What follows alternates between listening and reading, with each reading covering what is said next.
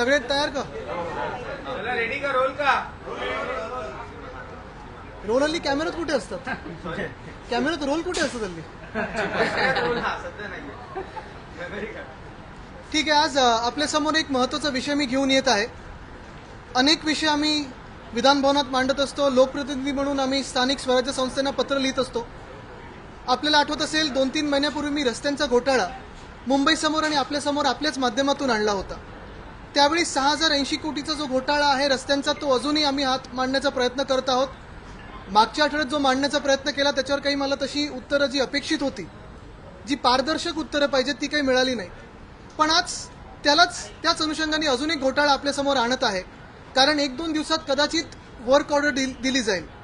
आत्ताच्या परिस्थितीमध्ये आपल्याला सर्वांना माहिती आहे की मुंबई महानगरपालिका असेल, पुणे असेल, नागपूर असेल, नाशिक असेल, कुठेही लोकप्रतिनिधी नाही आहेत, नगरसेवक नाही आहेत, महापौर नाही आहेत, प्रशासक बसवलेले आहेत.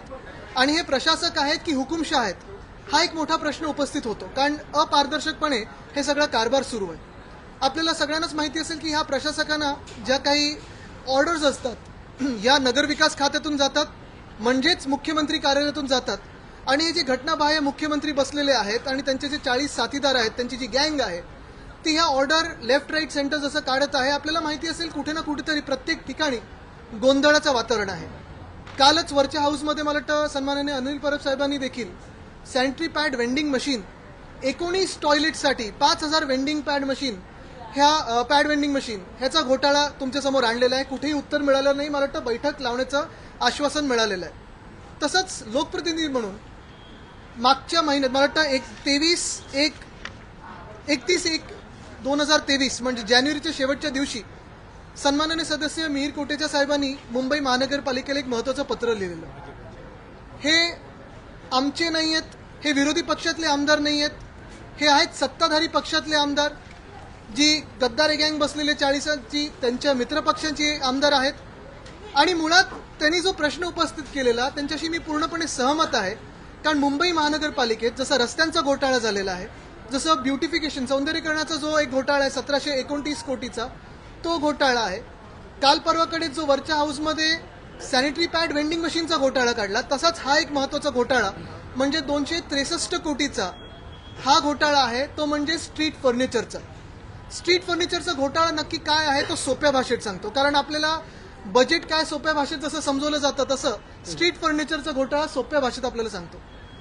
साधारणपणे हे सगळं स्ट्रीट फर्निचर जे असतं ते रस्त्याच्या आजूबाजूला अवतीभोवती लावलं जातं. स्ट्रीट फर्निचर म्हणजे आजूबाजूला जे आपण बघतो बेंचेस असतील, प्लांटर्स असतील, कचऱ्याचे कुंडे असतील, हे सगळं स्ट्रीट फर्निचरमध्ये येतं. ह्याचं टेंडर काढलंय कोणी यंदा? तर CPDनी, सेंट्रल प्रोक्युरमेंट डिपार्टमेंट. हे CPD म्हणजे नक्की काय असतं? मुंबई महानगरपालिकेत जे आरोग्य विभाग आहे, हॉस्पिटलसाठी असेल, दवाखान्यांसाठी असेल, जी औषधं असतील, जी इक्विपमेंट असेल, CPDचं काम आहे की आरोग्य खात्यासाठी प्रोक्युरमेंट डिपार्टमेंटमधून प्रोक्युरमेंट करून ह्या सगळ्या हॉस्पिटल्सना, दवाखान्यांना जे काही लागणाऱ्या गोष्टी असतात त्या प्रोक्युअर करून द्यायचं. पण पहिल्यांदा असं होत असेल, कदाचित धक्कादायक प्रकार आहे की रस्त्यांच्या डिपार्टमेंटसाठी CPD डिपार्टमेंट हे प्रोक्युरमेंट करतं रस्त्यांच्या कामासाठी. बरं, रस्त्याची कामं म्हणजे नक्की कुठची असतात? आता जी रस्त्याची कामं सुरू आहेत किंवा टेंडर काढलेत, वर्क ऑर्डर दिल्यात, त्याच्यातून माझी माहिती अशी आहे की 5 पैकी अजून एकाने अजून घेतलं नाही वर्क ऑर्डर. 6080 कोटीचा ज्याच्यात घोटाळा झालाय त्याच्यात स्ट्रीट फर्निचरचा समावेश नाहीये. म्हणजे तुम्ही विचार करा, या 263 कोटीचं जे वेगळं टेंडर काढलंय CPD रस्त्यांच्यासाठी काढतंय, 2 वेगळी डिपार्टमेंट आहेत. तसंच तिसरी गोष्ट म्हणजे ब्युटिफिकेशनमध्ये नक्की काय येतं? जे 1729 कोटी त्याच्यात डिवायडरची कामं घेतलीत, फुटपाथची कामं घेतलीत, पोलची कामं घेतलेली आहेत, युनिपोलची कामं घेतलीत. रस्त्यांचं जे 6000 कोटीचं काम आहे त्याच्यात देखील नाहीये.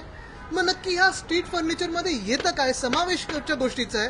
ह्याचा जर प्रश्न विचारला, जो त्या आमदारांनी देखील विचारला होता, त्यांना कदाचित उत्तर आलं नसेल. पण ह्याच्यात माझ्या माहितीप्रमाणे ज्या 13 आयटम्स आहेत, 13 ज्या गोष्टी आहेत, त्याच्यातून 2 की 3च गोष्टी आपल्याला कळलेल्या आहेत. बाकीचं तिथे लोकप्रतिनिधी नसल्यामुळे, नगरसेवक नसल्यामुळे, स्टँडिंग कमिटी नसल्यामुळे जनतेसमोर, तुमच्या आमच्या समोर हे 13 आयटम्स नक्की काय आहेत हे अजूनही कुठच्या किमतीला विकत घेतलेले आहेत हे आलेलं नाहीये. जर खरं आपण बघितलं तर 13 आयटम्समध्ये बीड क्लॉज जो असतो ह्याच्यात बीडमध्ये देखील कार्टेलायझेशन केलं गेलं. टेंडर डॉक्युमेंटमध्ये काय होतं, साधारणपणे आतापर्यंत कसं व्हायचं की कचराकुंडीसाठी कोण वेगळा एक बिडर असायचा, स्ट्रीट पोलसाठी वेगळा असायचा, मग अमुक अमुक गोष्टीसाठी वेगळा असायचा, बेंचसाठी वेगळा असायचा.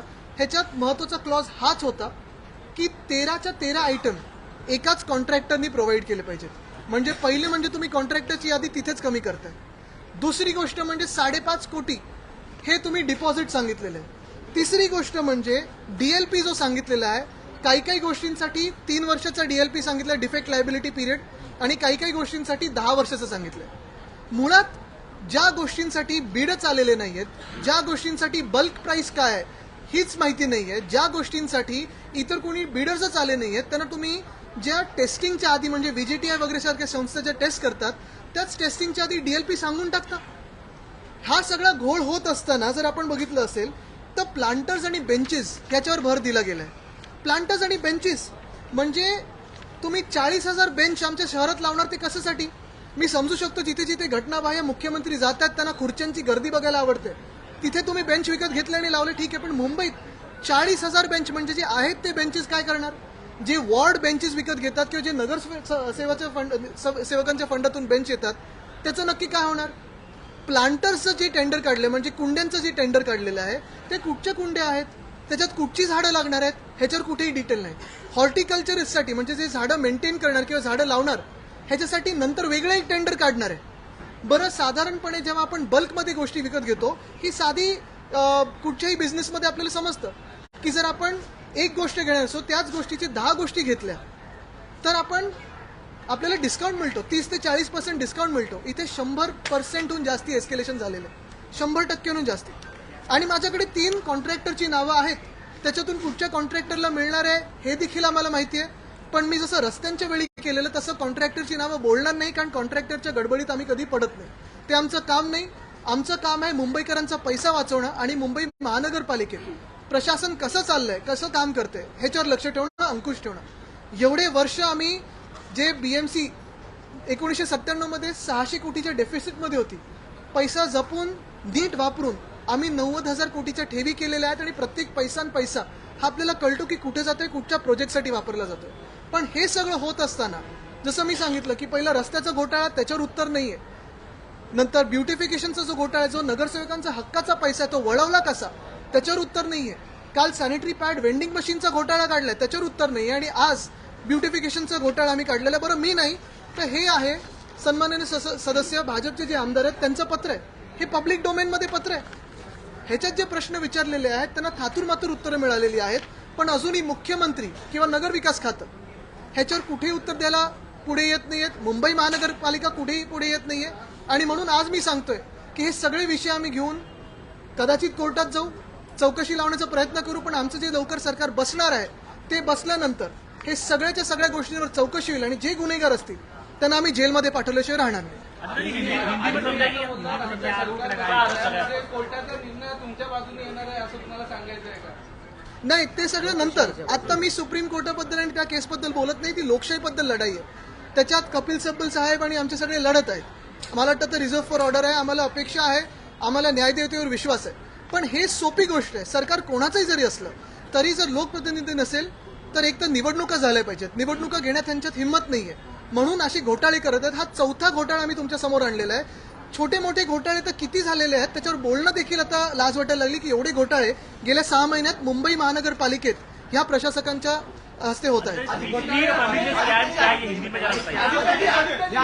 बोलतो थोडं ओघात बोल. जे 3 कॉन्ट्रॅक्टर आहेत ते मंत्रालयात सुद्धा त्यांच्याच काहीतरी संस्था कार्यरत आहे, तर मंत्रालयातही अशा प्रकारे त्यांना एकंदरीत आपल्या अनुषंगाने किंवा स्वतःची मनमानी करून त्यांना कॉन्ट्रॅक्ट दिले जातात.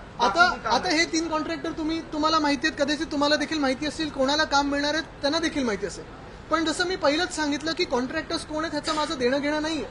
कॉन्ट्रॅक्टर्स कोणी असो, काम कोणालाही मिळो, चांगलं काम होणं हे अपेक्षित आहे, पण ह्याच्याच सोबत मुंबईकरांचा पैसा वाचणं हे देखील अपेक्षित आहे आणि चुकीचं काम न होणं हे अपेक्षित आहे. पारदर्शकतेसाठी आम्ही लढत आहोत. ती पारदर्शकता गेल्या 6 महिन्यात मुंबई महानगरपालिकेतून निघून गेलेली आहे. रिफायनरी मर्डर केसमध्ये राजन सर्वेंचे जे पीए आहेत त्यांची चौकशी होण्याची शक्यता आहे, आंबेकरांची कसं बघताय? नाही, चौकशी शक्यता वगैरे तर ठीक आहे, ते आम्ही नंतर बोलूच, पण ती केस महत्वाची आहे. कारण तिथे जर कोणी विरोध केला असेल, आणि आम्ही सतत बोलतोय की लोकशाही ही मारली जाते. पत्रकारांना देखील धोका झालेला आहे देशामध्ये आणि लोकशाहीबद्दल कोणी काही बोलायला गेलं तर त्यांना नोटिसा मारल्या जातात. तर हा विषय झालेलाच आहे, पण हा देखील आजचा विषय महत्वाचा आहे. आम्ही हाऊसमध्ये पण घेऊच, पण जसं मी सांगितलं की ह्या विषयावर मुख्यमंत्र्यांचं उत्तर अपेक्षित आहे. सरकारने परिषदेमध्ये मान्य केलेलं आहे की ही जी हत्या झाली ती घडवून आणल्याचा कट होता, हे सरकारने मान्य केलं परिषदेमध्ये. नाही, ते आता बोलूच ना आपण. मात्र त्यात आणि मंत्री देखील जे वक्तव्य करताय या विरोधात कुठेही विरोधी पक्ष आता आक्रमक दिसला नाही किंवा राजीनाम्याची देखील मागणी नाही केली आहे. आपण पाहतो तर वारंवार या जे बाद होणार आहेत त्याच्याबद्दल राजीनामे मागून आता उपयोग नाही, बाद तर होणारच आहेत. पण विरोधी पक्षासोबत आणि आक्रमक म्हणजे नक्की काय पाहिजे आपल्याला? रस्त्यावर आंदोलनं पाहिजेत की हाऊसमध्ये गदारोळ पाहिजे? ही गोष्ट झाली. आपण देखील हे विषय घेत आहात सतत, आपल्याला तरी उत्तरं मिळत आहेत का? आणि तिसरी गोष्ट म्हणजे आक्रमक असो किंवा मावळ असो, बाहेर विचारो किंवा आत विचारो, हे लोकांची काम आहेत, लोकांचा पैसा आहे. हा काही त्यांच्या खिशातला पैसा नाही, हा खिशात जाणारा पैसा आहे. तो रोखण्याचं जर आम्ही काम करत असू तर महत्वाचा मुद्दा हाच राहतो की कुठेतरी लाज ठेवून ह्या सरकारने उत्तर देणं आणि बीएमसीच्या जे प्रशासक आहेत त्यांनी उत्तर देणं गरजेचं आहे. घोटाले की बात कर रहे हैं, काफी सारे आइटम्स वहाँ पर खरीदे गए. बीच कोटेचा ने कुछ पत्र लिखा था. सरकार क्या इस मामले में जो है वो बचने की कोशिश कर रही है और किस तरह का ये घोटाला, कितना गंभीर ये घोटाला है? ये अगर आप देखें तो पिछले 3-6 महीनों में हमने काफी सारे घोटाले जो है मुंबई महानगर पालिका के वो आपके सामने लाए हैं, आपके माध्यम से जनता के सामने लाए हैं.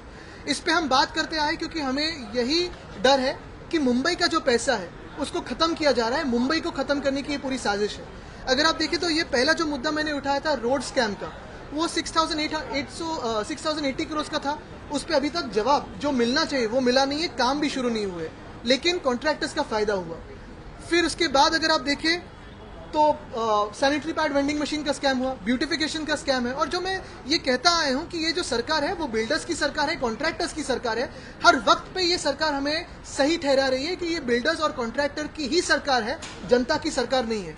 ये अगर आप स्कैम देखें, स्ट्रीट फर्नीचर का जो स्कैम है उसमें बात साफ है, 263 कोटी का ये स्कैम है. और ये 263 करोड़ का जो स्कैम है उसमें सीपीडी डिपार्टमेंट, जो रोड्स डिपार्टमेंट से कोई संबंध नहीं रखता, ताल्लुक नहीं रखता, उसने ये टेंडर जारी करे हैं. 13 आइटम्स के लिए करे हैं, लेकिन वो 13 आइटम्स कौन से हैं, क्या है पता नहीं. लेकिन वो बिड डॉक्यूमेंट में अगर आप देखें तो एक ही कॉन्ट्रैक्टर्स ने ये 13 आइटम्स देना जरूरी है, जो पहले कभी नहीं होता. ये कितने को आइटम्स मिले हैं, किस रेट पे खरीदे गए हैं वो पता नहीं. नॉर्मली जब आप बल्क में लेते हो तो डिस्काउंट मिलता है, या तो 100% से ज्यादा एस्केलेशन हुआ है.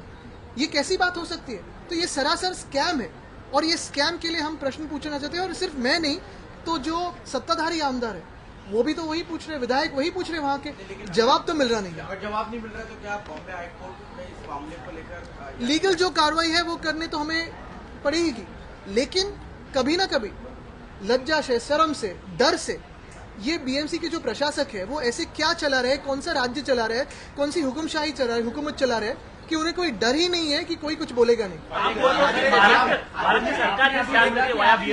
अभी जो प्रशासक है उन पे पूरी हुकूमत महाराष्ट्र सरकार की है, क्योंकि वहाँ ना मेयर है, ना कोई कमेटी है, ना कोई जनप्रतिनिधि है. तो ये जो है वो सीएमओ से सब चल रहा है. एक सवाल आपसे है क्योंकि आप राष्ट्रीय राजनीति में भी ज्यादा सक्रिय हैं. मुंबई से सटे ये आपका एनालिसिस है, मेरा नहीं. मुंबई से सटे मीरा रोड में बागेश्वर की बाबा आपने नाम सुना होगा, आचार्य धीरेन्द्र शास्त्री आ रहे हैं. उनके ऊपर आरोप भी लगते रहे हैं अंधश्रद्धा को लेकर और फिर हिंदू राष्ट्र बनाने को लेकर भारत को. एज अ पार्टी आप उसका स्टैंड क्या है? मैं जानना चाहता हूँ कि बाकी पार्टी जो है वो कंफ्यूज है या फिर कांग्रेस विरोध कर रही है?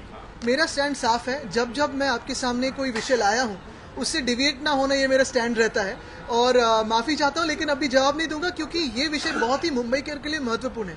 ये जो बातें चलती रहती है, काफी सारे विवाद खड़े करने की कोशिश हो रही है देश में, लेकिन जो मूलतः विषय है, जैसे किसानों का मोर्चा आ रहा है, फिर अगर आप देखें तो महंगाई बढ़ती जा रही है, और ये सब हालातों में एक स्मोक स्क्रीन क्रिएट करा जा रहा है ताकि इस विषय पर बात ना हो और ऐसे विवादों पे बात हो. ये आज का जो विषय है, जो स्ट्रीट फर्नीचर का स्कैम है, मैं चाहता हूं कि आपके माध्यम से जनता तक पहुंचे, क्योंकि जनता को भी ये पता होना चाहिए कि जिस बीएमसी को शिवसेना ने 25 साल तक अच्छे काम करके लोगों के सामने लाया, करुण दाखिला करके हमने लोगों के सामने हर काम को लेके गए, वही बीएमसी में आज जब हम नहीं है, क्योंकि चुनाव ही नहीं हुए हैं, जहां कोई मेयर नहीं है, ना जनप्रतिनिधि है, वही बीएमसी में ये गद्दार सरकार कितने बड़े घोटाले कर रहे हैं वो मेरी ख्वाहिश है कि आपके माध्यम से जाए। सरकार जो है वो फिलहाल बढ़ते हुए नजर आ रही है। उद्धव ठाकरे सरकार की तभी कई सारे रिस्ट्रिक्शन को लेकर भी सवाल उठाए थे, लेकिन अभी फिर कोविड की संख्या बढ़ती नजर आ रही है। H3N2 वायरस से संक्रमित नहीं, मेरी यही उम्मीद है कि आरोग्य मंत्री महोदय बोल ना दे कि ये क्रैब्स की वजह से, क्योंकि उनकी एक आदत है, कुछ भी हुआ धरण पडलं तरी खेकड्यांच्या वे। सुप्रीम कोर्ट ने पूर्व महाराष्ट्र गवर्नर एक मिनट इथून येतोय तो। सुप्रीम कोर्ट ने पूर्व महाराष्ट्र गवर्नर को हेविली क्रिटिसाइज किया ये बोलते हुए कि उनका स्टैंड ऑब्जेक्शनेबल था। अगर वो स्टैंड लेते तो पूर्व उद्धव ठाकरे की सरकार गिरती नहीं थी। इसको आप कैसे देखते? ये तो सच बात है और ये हम पहले से कहते हैं जब से हम सरकार फॉर्मेशन के लिए गए थे। जैसे हमें वहां से निकाला गया था राजभवन से, जो एक उनका बर्ताव था वो बहुत ही पॉलिटिकल था, बायस था। इंडिविजुअली जब मिलते थे तो काफी प्यार से मिलते थे, लेकिन सरकार गिराने की कोशिश तब के राज्यपाल महोदय बार बार करते थे और ये सबको पता है। नागपूर खंडपीठाने मुख्यमंत्र्यांवर ताशेरे ओढलेले आहेत। अतुल सावे यांच्या खात्याच्या निर्णयासंदर्भात मुख्यमंत्र्यांनी हस्तक्षेप केला होता, तो त्यांचा अधिकार नाही असं न्यायालयाने म्हटलेलं आहे। मला वाटतं एक महत्वाचं आहे, आपण बघत असाल अनेकदा मी हाऊसमध्ये देखील बघितलं की मुख्यमंत्री महोदय जेव्हा उभे राहतात बोलायला तेव्हा उपमुख्यमंत्री महोदय त्यांच्यासाठी उत्तर देतात। तर नक्की त्यांचं काम काय, चौकट काय, आणि जेवढे आम्ही विषय NITचा जो जी इरेग्युलॅरिटी होती किंवा हे सगळे घोटाळे जे काढतोय त्याच्यावर मुख्यमंत्री बोलायला तयार नाहीत ना, निवडणुकीला सामोरी जायला तयार आहेत। त्यांना देखील माहिती आहे की हे अल्प आयुचं सरकार आहे आणि जेवढे दिवस चाललंय तेवढे दिवस ठीक आहे। धन्यवाद। हा, तुम्ही घ्या, थांबू आम्ही सगळे थांबू, घ्या आपण थांबू, काही बोलतोय आहे ना आम्ही सोबत आहोत। आता ताई बोलतात।